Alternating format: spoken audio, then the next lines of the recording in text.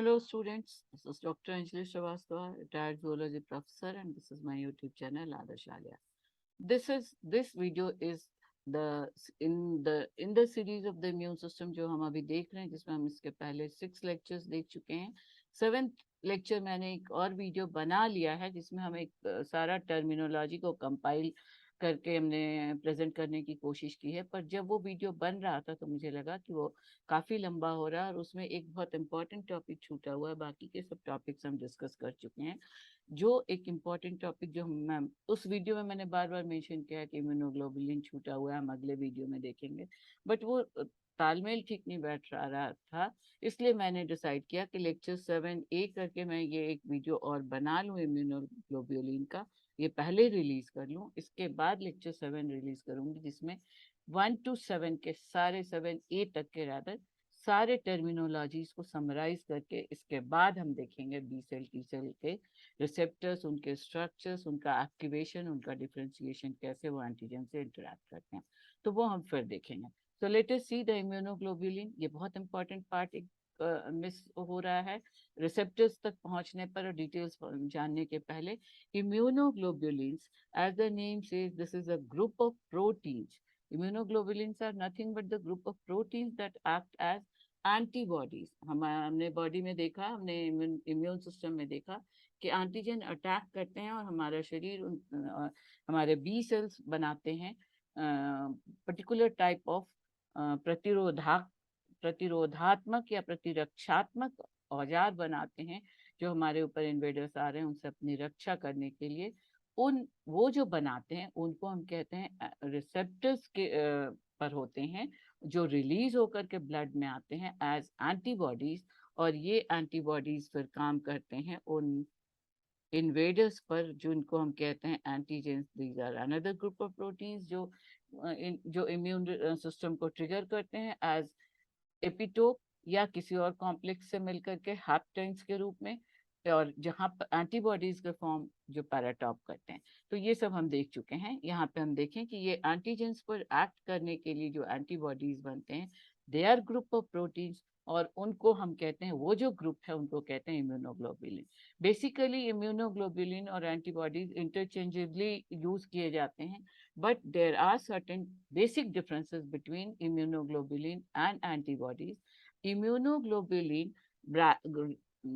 rather, they are in greater aspect. Immunoglobulin एक बड़ा group है, सुपर फैमिली है, फॉर ग्लाइकोप्रोटीन्स का बना हुआ होता है।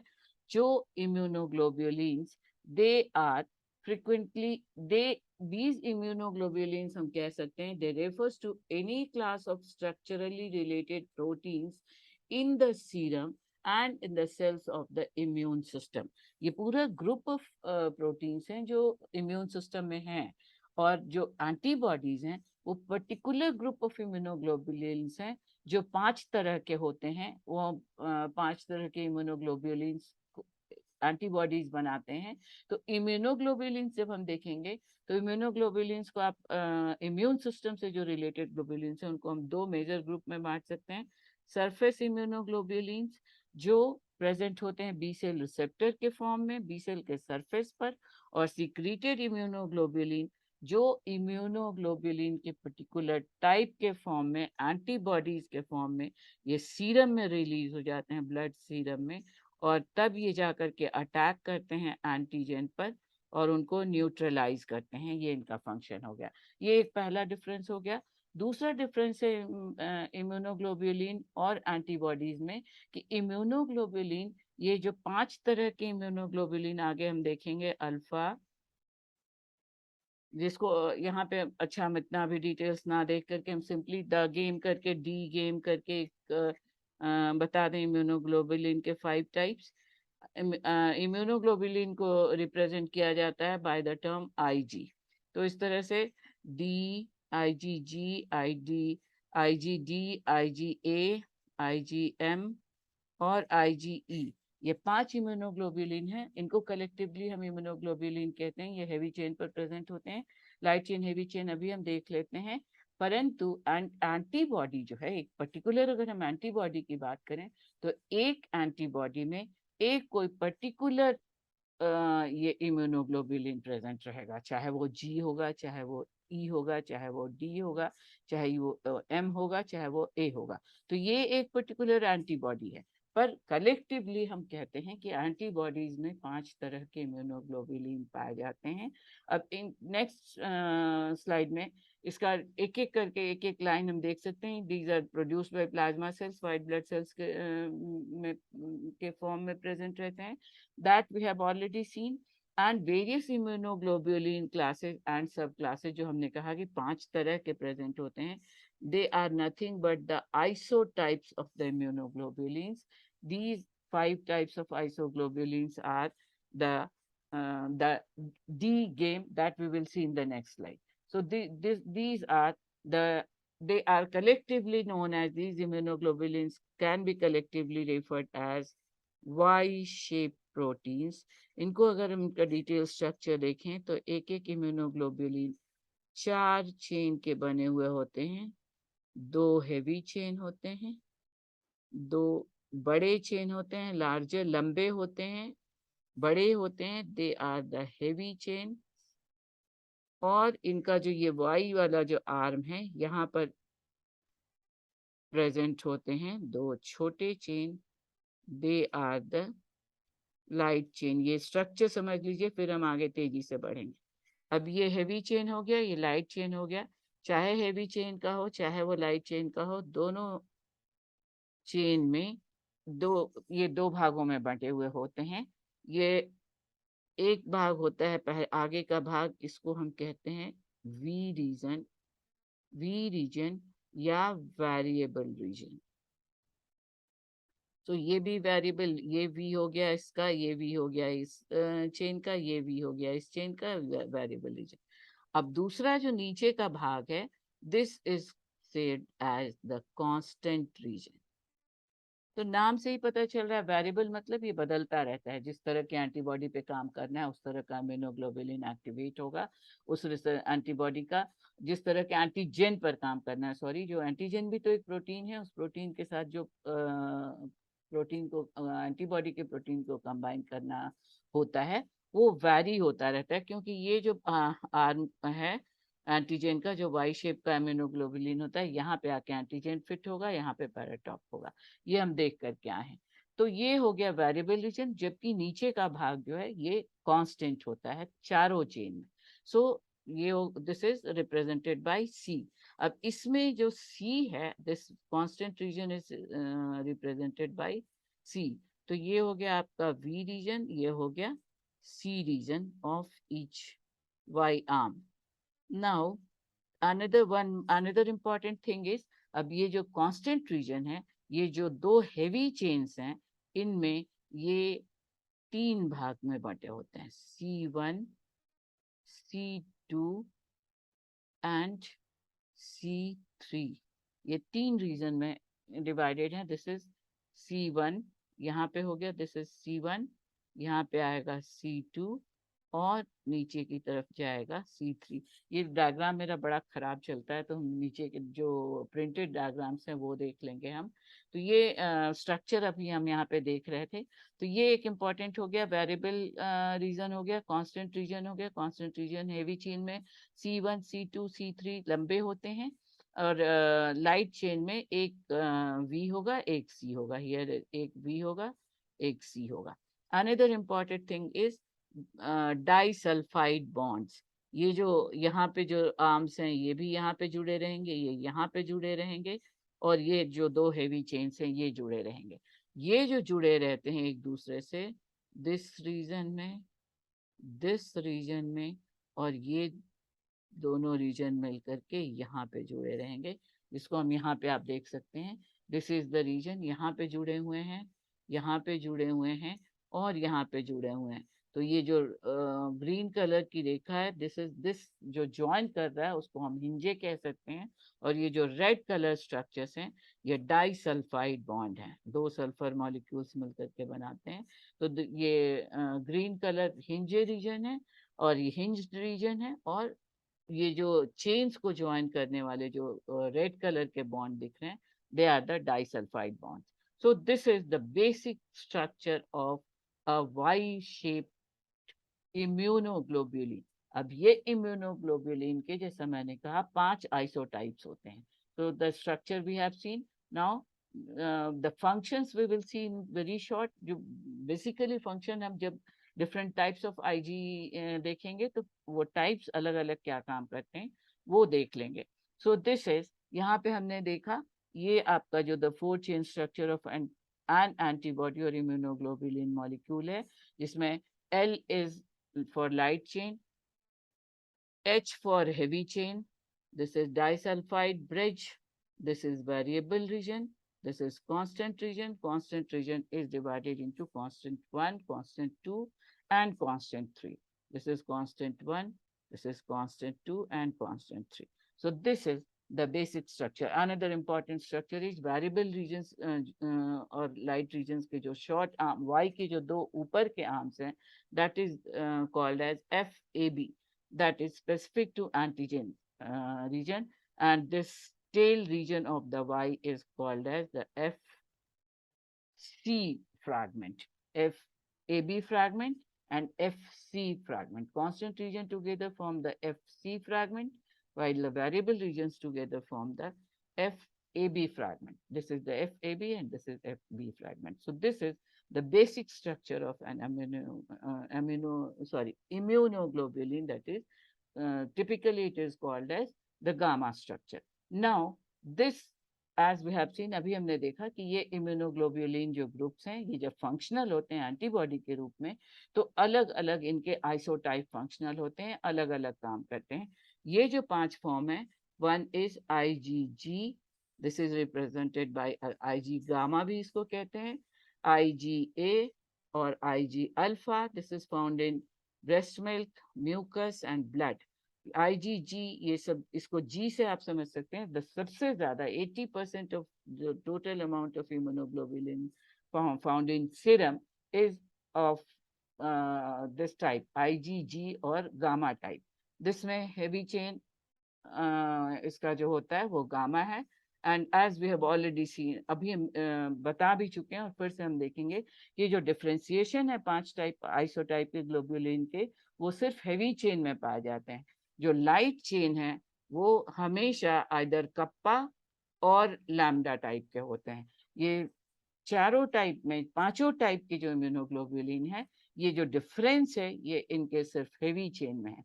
लाइट चेन पोर्शन हमेशा ही या आइदर कप्पा है और लैम्डा है, इन पांचों फॉर्म में। Then IgM it is represented by IG mu. This is the largest in size, सबसे ज्यादा बड़ा होता है साइज में, एंड ये सबसे पहले रिस्पॉन्ड करता है। IgM टाइप जो है, it activates first of all, सबसे पहले ये रिस्पॉन्ड करता है और ये एक्टिवेट करता है, फिर ये इसके दूसरे आइसोटाइप्स, जिस तरह की जरूरत हो, जिस तरह का एंटीजन हो, जिस तरह का पर्टिकुलर एंटीजन हो, उसके पर्टिकुलर टाइप्स को प्रोवोक करता है, उसको मैसेज देता है कि इनके इस हमारा काम नहीं है, अब तुम काम करो। Then IgE, the IgE is represented by epsilon. This is the epsilon, and this is responsible for this type of immunoglobulin is responsible for hypersensitivity, allergic reactions, और ये जो प्रोटीन्स काम करते हैं, they are also called as allergen. Then is the IgD. This is represented by IG delta, and this is responsible for, इसका बहुत important, हालांकि इसका बहुत important काम या exact mechanism अभी तक नहीं known है, but ये assume किया गया, ये देखा गया है कि these are responsible for D for, और delta is for differentiation. B cells का ये differentiation करते हैं, that is fragmentation, B cells को का प्रोलिफरेशन कराते हैं और इनका अमाउंट बढ़ाते हैं according to the requirement to kill the antigen. So these are the variation in isotypes of immunoglobulins appears only in heavy chains, which is of 5 above mentioned type. Light chain is in all immunoglobulins are only of 2 types, kappa or lambda type. Now this is the, in short, अगर ये जो combinations है, इसके पहले कि हम functions पे आ जाएं, स्ट्रक्चर में एक चीज और देखना जरूरी है कि ये जो, जैसे ये वाई शेप है, ये एक अगर वाई शेप दिख रहा है जो भी इम्यूनोग्लोबुलिन का, ये पूरा एक पोर्शन एक वाई जब दिख रहा है, तो this structure is called as monomer. तो ये आईजीजी जैसे है, ये एक मोनोमियर से बना हुआ होता है, जबकि ये IgA, this is only the immunoglobulin जो प्लासेंटा को क्रॉस कर सकता है, मदर के प्लासेंटा से ये बेबी में आता है। और ये बना है, यहाँ पे आप देख रहे होंगे, ये दो वाई स्ट्रक्चर्स कंप्लीटली हैं, जिनको एक ज्वाइनिंग चेन, ये पर्पल कलर का ज्वाइनिंग चेन से ये जोड़ रहे हैं। सो ये तीसरा एक चेन आ गया जे एच, जो अभी हमने देखा था heavy chain H C, light chain L C, और ये हो गया ज्वाइनिंग चेन जे सी। तो this is the joining chain. और यहाँ पे ये दो वाई स्ट्रक्चर्स दिख रहे हैं, तो ये हो गया डाइमर, दो वाई की तरह के मॉलिक्यूल्स हैं डाइमर। तो आईजीए डाइमर का बना हुआ होता है, आईजीडी भी मोनोमेर स्ट्रक्चर है, आईजीई भी मोनोमेर स्ट्रक्चर है। अब आईजीएम जो सबसे बड़ा होता है, this is the pentamerous structure. इसमें 5 वाई की तरह के स्ट्रक्चर, 5 मोनोमेर ज्वाइंट हैं। This is the joining chain. ये जो यहाँ पर्पल कलर में दिख रहा है, बाकी सब जगह यहाँ पे ये पिंक कलर में दिख रहा है, this is the joining chain, heavy chain, light chain and joining chain. ये 3 तरह के चेन हो गए, और ये हो गया स्ट्रक्चर ऑफ। स्ट्रक्चर में क्या क्या चेन्स होते हैं, कैसे कैसे ये जुड़े होते हैं, ये हमने देख लिया। So with this ends the structure of the all these 5 types of immunoglobulins. Now let us quickly see the functions. ये यहाँ पे हम देख रहे हैं, ये सारे जो कॉन्फ़िगरेशंस हैं, स्ट्रक्चरल कॉन्फ़िगरेशंस, ये हम देख चुके हैं, ये number of antigen binding sites. Now again I am telling you, ये चार्ट देने का मेरा पर्पस है। हर एक लाइन को याद कीजिए, ये हर एक लाइन, हर एक टेबुलर फॉर्म में एक एमसीक्यू के लिए बहुत इंपॉर्टेंट है।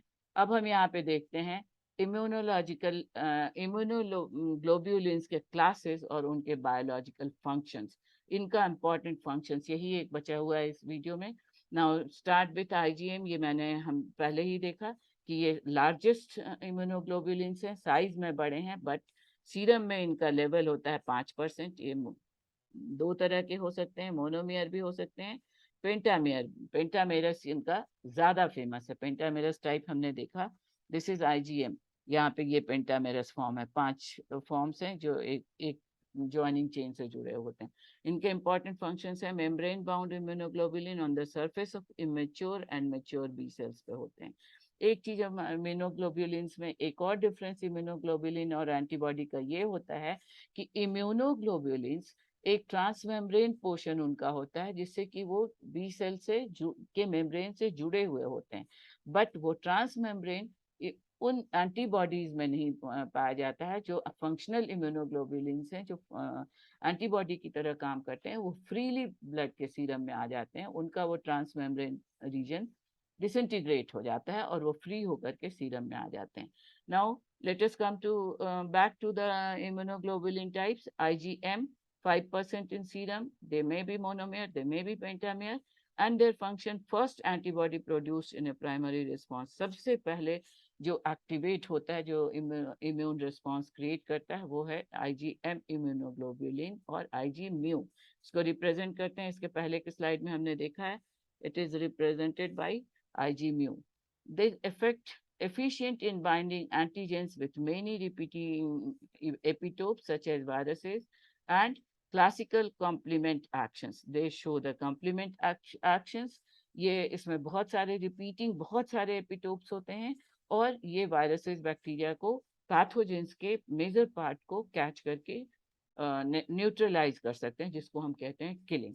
Then the IgD, Ig differentiation, that is represented by delta. This is very much, बहुत ही कम होते हैं, very less in number, 0.3%। They are monomer in their structure, they are membrane bound immunoglobulin on the surface of mature B cells, no biological effector function is known। ऐसे यूं तो कहते हैं कि बायोलॉजिकल बहुत फंक्शंस क्या है अभी क्लियर नहीं है, जैसे हम पहले भी देख चुके हैं, बट मोस्ट प्रोबेबली ऐसा नहीं है कि अभी तक के हिसाब से they are the precursors for the differentiation, जो फ्रैगमेंटेशन कराते हैं, डिफरेंशिएशन ऑफ एंटीजेंस, एंटीजेंस का डिफरेंशिएशन के लिए या फ्रैगमेंटेशन के लिए रिस्पॉन्सिबल होते हैं these immunoglobulins D type or delta type. Then comes the IgA. IgA दो तरह के हैं, IgA1, IgA2. IgA1 जो टोटल 7 to 15% होता है सीरम में IgA, उसका 93% A1 टाइप है और 7% A2 टाइप है. The A1 type is monomer in structure, A2 type is dimer in structure.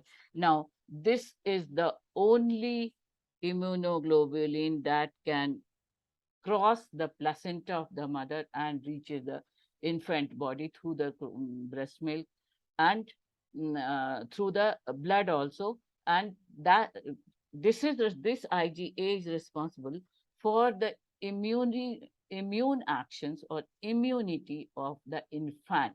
जब तक, हालांकि ये बहुत शॉर्ट लिव्ड होते हैं, इनका लाइफ स्पैन बहुत कम होता है, ये जल्दी खत्म हो जाते हैं, इनकी एक्टिविटी जल्दी खत्म हो जाती है, पर जब तक ये खत्म होते हैं तब तक चाइल्ड की अपनी इम्यूनिटी ग्रो कर जाती है.